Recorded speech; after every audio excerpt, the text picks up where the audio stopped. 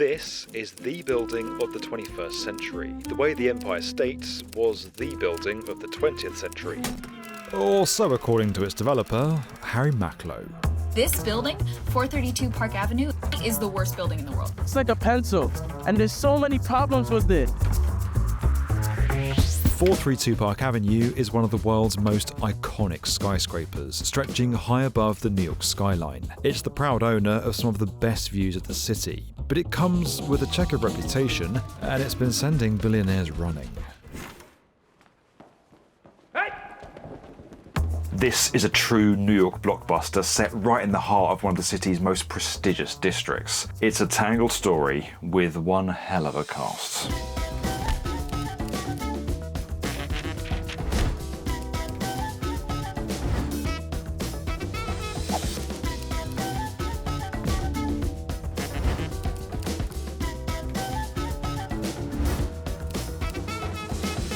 So what's actually happening at 432 Park Avenue? Why are residents of New York's ultra-luxury megatower burying it in lawsuits? And is this city's most divisive skyscraper really falling apart?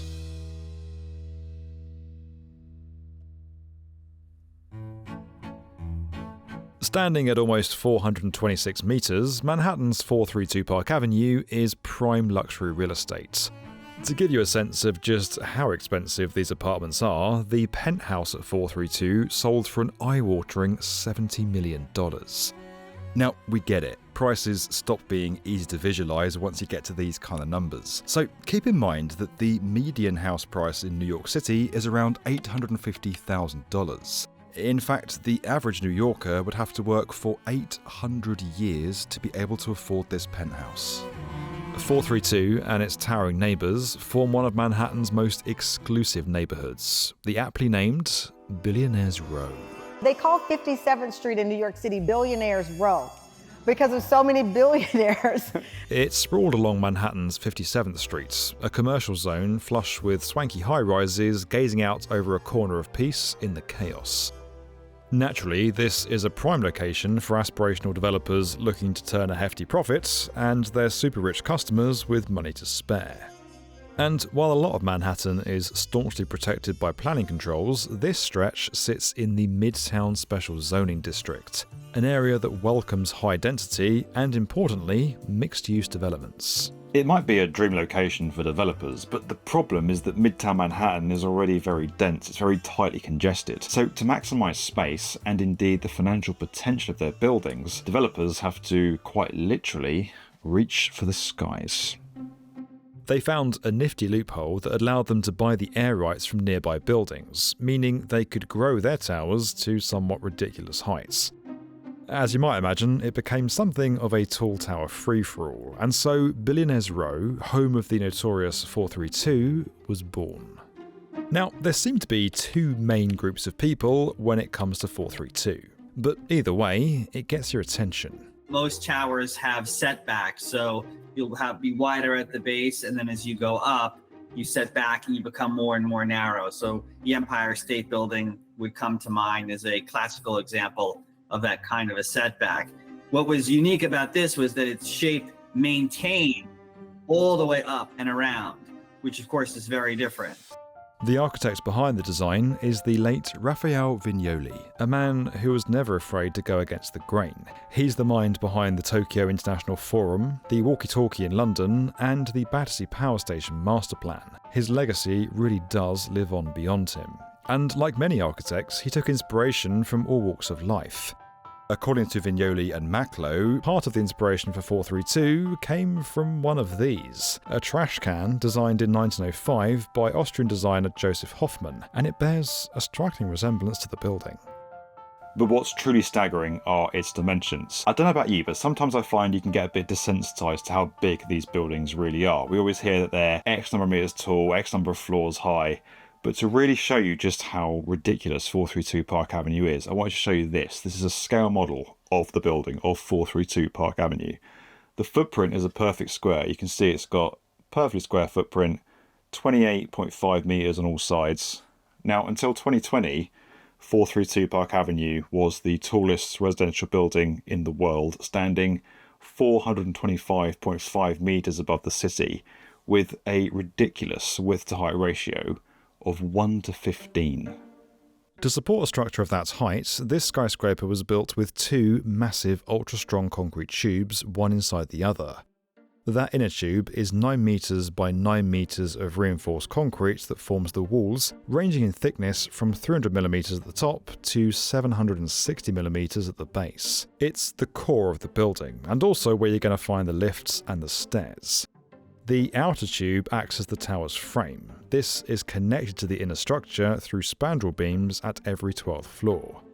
Now, building like this makes a lot of sense when you're catering to the mega-rich. Removing the need for interior columns leaves those pricey apartments flush with space. For example, 432's penthouse has an impressive 8,255 square feet to play with. I did sell one apartment for a little over $70 million in the building. It sits atop the city in many ways, and you get a vantage point of this grand metropolis in a way that you can't get from other apartments.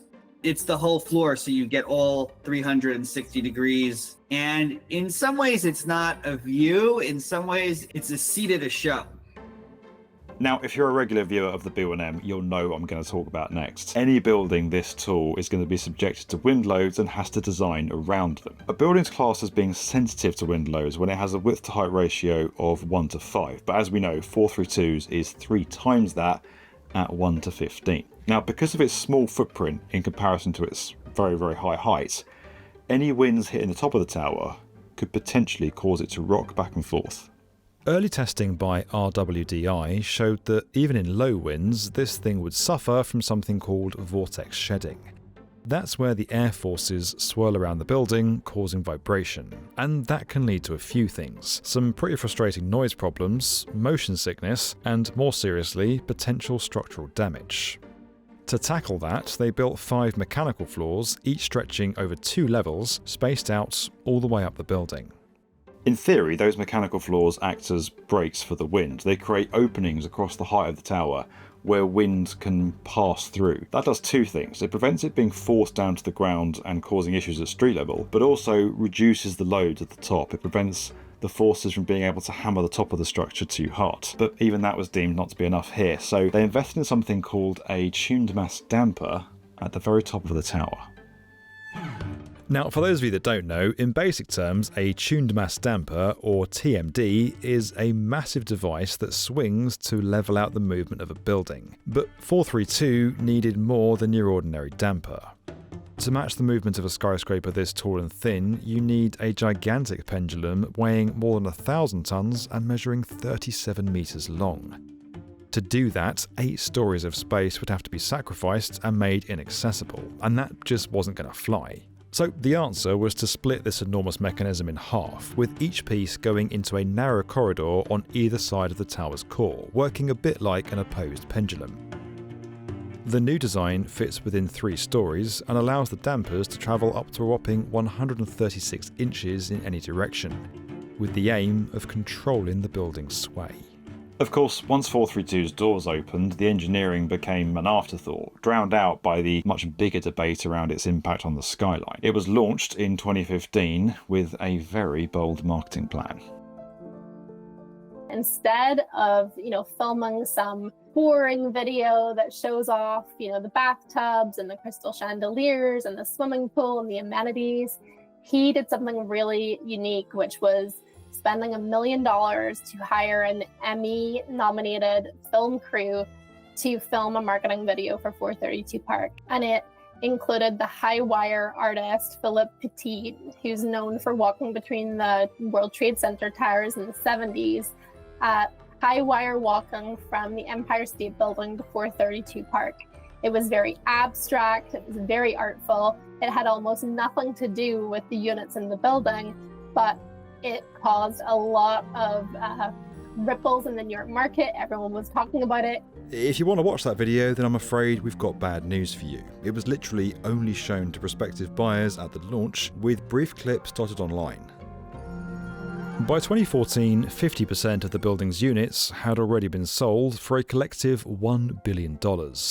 That figure jumped to 90% in 2015.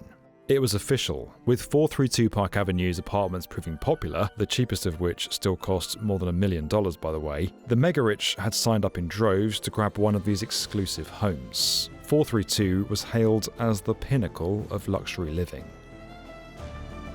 But that perception was about to change. The building's board, acting on behalf of residents and commercial unit owners, filed a lawsuit against the developers Harry Macklowe and CIM Group. And they didn't hold back. Construction defect lawsuits are a dime a dozen in New York, and you see them happen particularly in prominent towers. But off the Billionaires Row generation of super tall towers, this has had the worst of it. Like, this is the most dramatic, painful litigation that has happened at a project. And buyers at this building seem to be particularly unhappy. It's quite long, but I think it's useful context to share this quote from page 3 of the 43-page complaint letter. This case presents one of the worst examples of sponsor malfeasance in the development of a luxury condominium in the history of New York City. What was promised as one of the finest condominiums in the city was instead delivered riddled with over 1,500 identified construction and design defects to the common elements of the building alone. And the sponsor's response to these defects has been equally atrocious. Ouch. So what did they want? Well, $125 million in compensation. On top of accusations developers shirked responsibility and looked to push the financial burden onto residents, the board claimed unit owners were facing the following.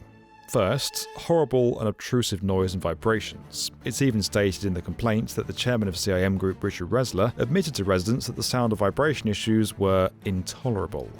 Second, they complained of faulty elevators repeatedly shutting down and trapping residents for hours at a time. And third, severe flooding and widespread water damage, and claims that use of the trash chute sounded like a bomb going off. You see, new buildings, especially at this height, are almost expected to experience a few issues, but some have claimed New York developers in particular have a bit of a reputation. Developers who build condominiums are kind of incentivized to cut corners a little bit, because once you sell the unit, it's off your books. As long as you're able to get the product, the inventory, off your shelves fast enough, you don't have to worry. It's the next guy's problem. So, has 432 Park Avenue fallen over? No. Does that mean it's a great place to live? Not necessarily. You see, buildings this tall can run into any number of issues, like the wind, which we mentioned earlier. All skyscrapers go through testing, but that testing doesn't guarantee positive results in practice. Swaying can leave a skyscraper with more than motion-sick residents. It can also really hamper the lift shafts. A tall, slender tower can fall victim to a stack effect, where air friction deep inside the lift shafts causes a lot of noise. Also, the sway of the building can cause uneven force distribution on the lift cables, and that can result in defects, malfunction, damage, and in the worst cases, people being trapped inside. Now, a bit earlier in the timeline, the cavalier Raphael Vignoli spoke probably a little bit too candidly at a public event about the project. While stating he thought it was a good building, he also shared some choice words, which he later apologised for. And so that did not go down well when it was reported in the press. But it just kind of goes to show you the tug of war that Vignoli and Macklowe had during the course of the project. You know, Macklowe is one of those developers that sort of thinks he's the architect as well. And so there was a real, push and pull between the two of them over all the design choices. Of course, the developers shot back at the lawsuit with a series of denials. They called it ill-advised, describing 432 as a treasure. In their response, they said the tower contained a sophisticated symphony of systems that needed to be fine-tuned when residents began to move into the building.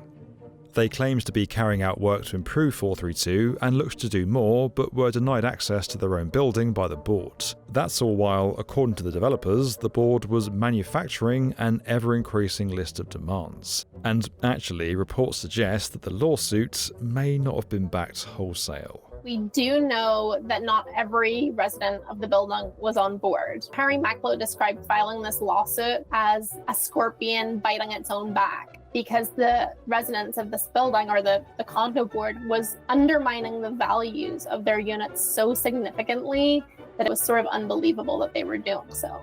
4 years later, and this lawsuit still rumbles on, slowly grinding its way through the courts. And it doesn't seem like there's much light at the end of the tunnel.